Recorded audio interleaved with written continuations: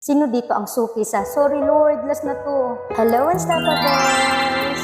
Sino dito ang suki sa, sorry Lord, last na to. Pero kinabukasan, part 2 na naman, kailangan ng true repentance. Minsan, hindi tayo nagsisisi dahil nasaktan natin si Lord.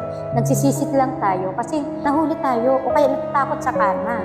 Ang galing mong umiyak sa altar, pero paglabas mo, kalaro mo na naman ang kasalanan. Sorry ka ng sorry, pero wala namang nagbabago. Unstoppable, sirang plaka. Repentance is not just an emotion, it is a change of direction. It means a 180-degree turn. Kung iiyak ka lang pero babalik ka rin sa putikan, hindi yun repentance. Remorse lang yun. Change your mind, change your action. Acts chapter 3 verse 19 commands, repent, then, and turn to God so that your sins may be wiped out. That times of refreshing may come. Turn to God, turn away from sin. Don't just say sorry. Change. Practice true repentance. Again, this is Miss Judy Ann reminding you to stay faithful, stay hopeful, and stay unstoppable. To God be the glory. Bye!